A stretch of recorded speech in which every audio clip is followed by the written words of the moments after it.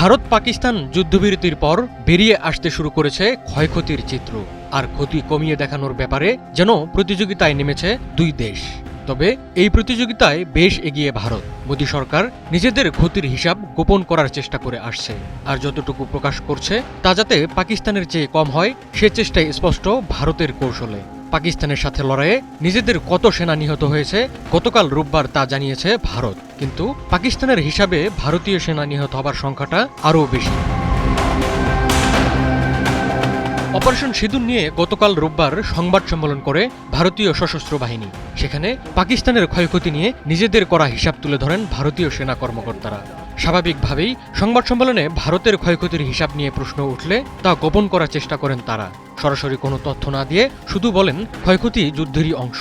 ভারতীয় বাহিনীর দাবি, পাকিস্তানের সাথে লড়াইয়ে তাদের 5 সেনা নিহত হয়েছে।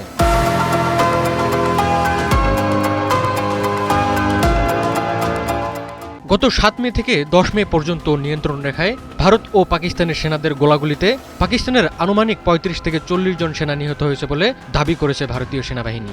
তারা জানায় তাদের লক্ষ্য ছিল সন্ত্রাসী ঘাঁটি। পরে পাকিস্তান যখন অবকাঠামো লক্ষ্য করে আকাশপথে হামলা চালায় তখন তারা ভারী অস্ত্র ব্যবহার করে। এতে তাদের পক্ষেও হতাহতের ঘটনা ঘটেছে এবং তা এখনও মূল্যায়নের পর্যায়ে রয়েছে বলে জানায় ভারতীয় সশস্ত্র বাহিনী। পেহেলগাম ঘটনার জেরে গত 6 মে পাকিস্তানে অপারেশন সিঁদুর পরিচালনা করে ভারত। এই অভিযানে পাকিস্তানের শতাধিক সন্ত্রাসী নিহত হয় বলে দাবি করে ভারতীয় প্রতিরক্ষা বাহিনী। সে রাতেই ভারতের 5টি যুদ্ধবিমান ধ্বংস এবং একটি সেনাবাহিনীর ব্রিগেড সদর দপ্তর গুড়িয়ে দেওয়ার দাবি করে পাকিস্তান। ভারতের অপারেশন সিঁদুরের জবাবে 10 মে ভোররাতে অপারেশন বুনিয়ান উন মারসুস চালায় পাকিস্তান। সে অভিযানে ভারতের আদমপুরে একটি অত্যাধুনিক S-400 আকাশ প্রতিরক্ষা ব্যবস্থা ধ্বংসের দাবি করে পাকিস্তান সেনাবাহিনী।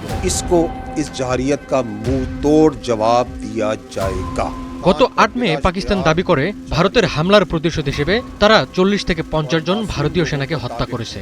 পাকিস্তানের তথ্যমন্ত্রী আতাউল্লাহ তারার জানান, নিয়ন্ত্রণ রেখা বরাবর ভারতের বেশ কয়েকটি সামরিক স্থাপনা লক্ষ্য করে তারা হামলা চালায় এবং এতে উল্লেখযোগ্য সংখ্যক ভারতীয় সেনা নিহত হয়। পরদিন পাকিস্তানের প্রতিরক্ষামন্ত্রী খাজা আসিফ দাবি করেন লড়াইয়ে প্রায় 25 জন ভারতীয় সেনা নিহত হয়েছে।